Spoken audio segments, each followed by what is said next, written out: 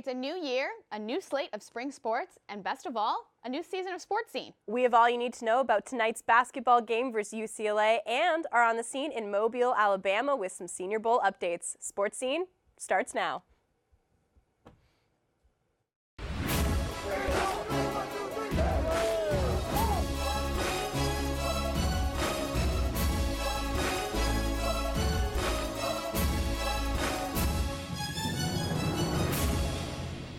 Everybody talks about it every single year, every single day. It's bragging rights, King of LA, which one of us is the winner, usually whoever wins the most is usually the king. So, you just gotta, it means a lot, it's so many rivalries, and this is one of the big ones. Welcome back into the Annenberg Media Center. I'm Rachel Frayne. And I'm Alexa Palermo. The USC men's basketball team is looking to string together its second win in a row tonight against crosstown rival UCLA after losing 4 of its last 7 games. USC has struggled offensively as of late, shooting over 40% just once in their last 4 games. Head coach Andy Enfield said he's never seen an entire team go through a shooting slump like this. But Captain Jordan McLaughlin is confident the team will adjust one shot at a time. You just got to get a couple easy ones for us, We just got to worry about what we got to do. We want to get a couple stops on defense. Our defense will turn to offense. We'll get a couple easy ones in transition, and from there, hopefully, the rim gets a little bigger and we knock down shots. Once you see the ball go in a few times, your eyes, they kind of get bigger. You're able to see the rim a little bit better for some reason, and you're just able to knock down shots a lot more than you would normally. The Trojans arguably face their biggest challenge of the season when they take on the UCLA Bruins tonight. The number 8 ranked Bruins boast a crazy good offense. They're second in the nation in three-pointers and first in assists per game. While they are dominant on one side of the ball, the other does leave a huge opportunity for the Trojans to pull an upset. The UCLA defense ranks 136th in the nation in defensive efficiency. But with all this said, tonight's game will have more implications than just bragging rights around the city. Let's send it to Julia for a look around the pack. 12 weeks into the college basketball season, the Pac-12 has 3 teams in the AP Top 25 poll. Arizona and Oregon are so far dominating the Pac-12 rankings. Arizona leads the Pac-12 defense, averaging 12 turnovers and 37.8 rebounds per game. Their unstoppable record is also thanks to 7-foot freshman power forward Lauri Markkanen, who is a skilled jump shooter, averaging 17 points per game for the team. The Ducks are matching the Wildcats' success by winning their 16th straight game Saturday to climb to the number 10 spot in AP rankings. However, the team's leading scorer, Dillon Brooks, is still out indefinitely after spraining his left foot last week. The 2 undefeated teams will face off February 4th on the Ducks' home court. The original Pac-12 standout, UCLA, was once second overall in the AP rankings before losing to both Oregon and Arizona. USC comes in tonight at number 6 in the Pac-12. After finishing non-conference play undefeated, the Trojans are 4-4 in conference because of the team-wide shooting drought. In their first 7 conference games, USC only made 39.2% of field goal attempts, which is the worst percentage in the league. Junior guard Jordan McLaughlin touches on the volatility of the Pac-12.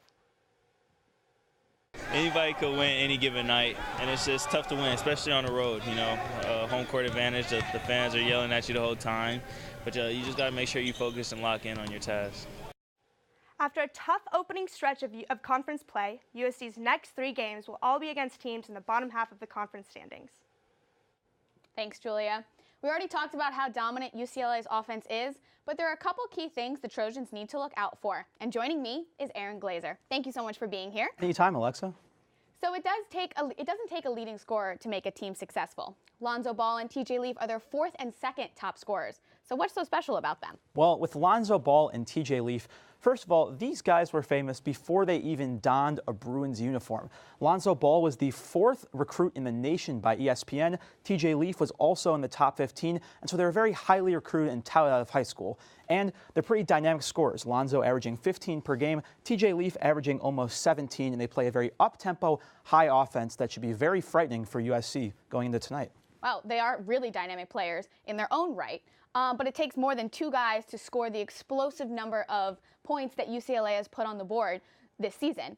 So what else does USC have to look out for? USC has been struggling lately, so what's been going on with them? Well, with USC, they've been struggling on defense. Now, they played a lot of non-conference teams earlier and played really well, but In the conference, they're playing just simply higher caliber offenses. They've been struggling as such. They have a 16 difference in their scoring margin per game. And I think a big reason because of this is because of forward Benny Boatwright. He's a big man in the middle that kind of clogs up a lot of space on the defensive side, but he's been injured since November. Now, he's practicing recently. He's trying to get back in the swing of things. But I think that truly until he's in the middle of the paint, posing that opposition for defenses, then maybe USC will have to continue finding ways to improvise without him. So it seems like all the signs tonight are pointing towards UCLA, but one thing is for sure, if USC can pull out a win tonight, it will turn the Pac-12 upside down. Thank you so much, Aaron. You're welcome. The men's basketball team wasn't the only team going against the Bruins. Charlotte Moore has more.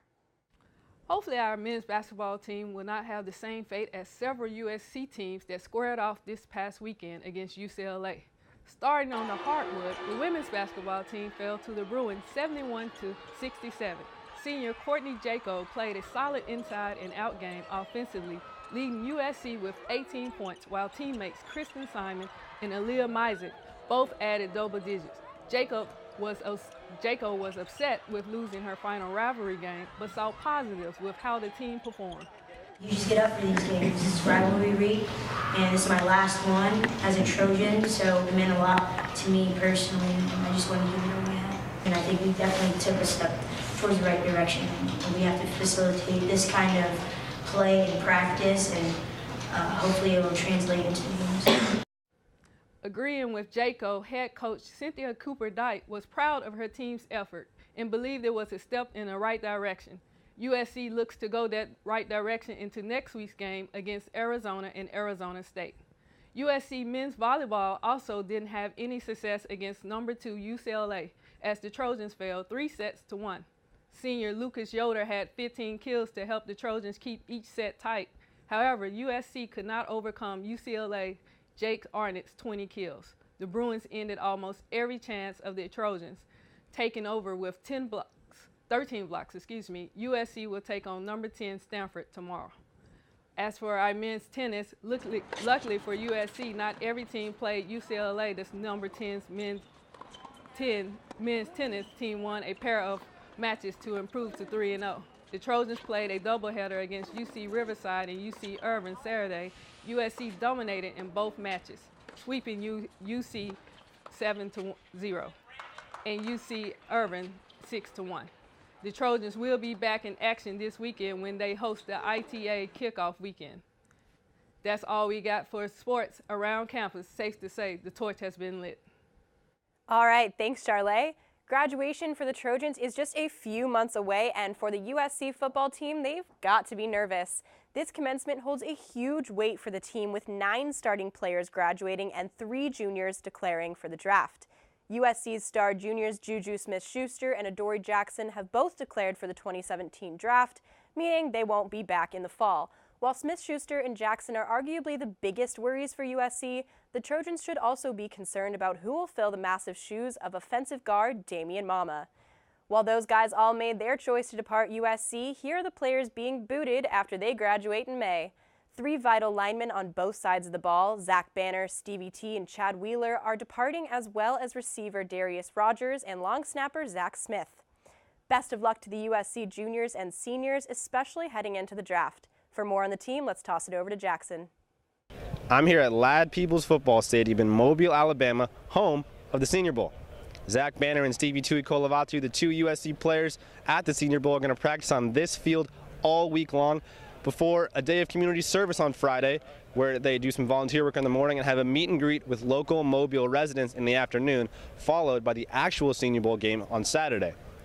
Thousands of NFL team personnel, scouts, media members, and families pour into Mobile for this week, and a local hotel manager I spoke with said she makes nearly half of her yearly revenue just this week for the Senior Bowl.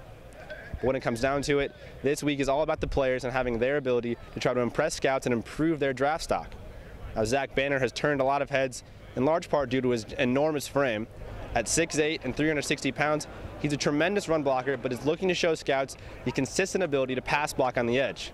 Now, Stevie T is a lesser-known player because he is a transfer from Utah and he's 25 years old, but he's one of the biggest defensive linemen here and has shown the ability to consistently stop the run game up the middle. Both players are projected in the day 3, rounds 4 to 6 range for the NFL draft, but they both have a chance to make some money here this week. From Mobile, Alabama, for Sports Scene, I'm Jackson Saffon. Thanks, Jackson. And even though the season may be over for the football team, the news never stops. Let's toss it over to Ben with some social media updates. Thanks, Rachel. Every year, Twitter is an absolute madhouse during signing week, with fans chiming in from all over the country trying to influence recruits to play for their favorite colleges. To maneuver this social media zoo, here are 4 suggestions to help you convince recruits that your favorite school is the best choice. Number 1, while you certainly aren't helping anything by tweeting at recruits, sending something incredibly off-putting might actually harm the chance of that recruit signing with your school. It's essential to avoid messages to recruits that fall under these 3 big no-no categories: mean, creepy, or just plain weird. Remember, when tweeting, always put the smart in smartphone. Number 2, absolutely at all costs, refrain from tweeting panoramas of team stadiums, kickoff flyovers, or custom homemade mock-ups of a recruit in your favorite team's jersey. Believe it or not, recruits that take official visits to schools generally have a photo shoot there, in which they put on and pose in that school's uniform in real life, and they make in-person visits to the very stadium you are tweeting at them. Number 3, avoid dictionary screenshots of common recruiting terms and definitions. Amazingly, most recruits are actually well-versed in the English language, so providing a definition of the word commitment, for instance, is profoundly unproductive and unlikely to yield a fruitful response. Finally, studies show that the best way to avoid tweeting something stupid at a recruit is to just not tweet anything at all. This is by far the simplest and most effective solution to avoid bombarding a bunch of high schoolers with mindless drivel. Always remember, if you are not a member of a recruit's family, you are not their friend, and you straight up don't know them at all, it's probably safe to assume that they don't want your input during the all very important commitment process. Thanks, Ben. With the NHL All-Star Game about to happen down the street at the Staples Center, students here at USC got the chance to take a sip out of Lord Stanley's Cup. That's right, the coveted Stanley Cup was here on campus in front of Tommy Trojan with a visit from special guest Wayne Gretzky. Oh, man. And Fran, I don't know if you went, but Lynn Swan was actually there too. It was crazy. You know, I actually didn't get to go. I wish I did. I had a concussion over the weekend. You know, it happens. Oh.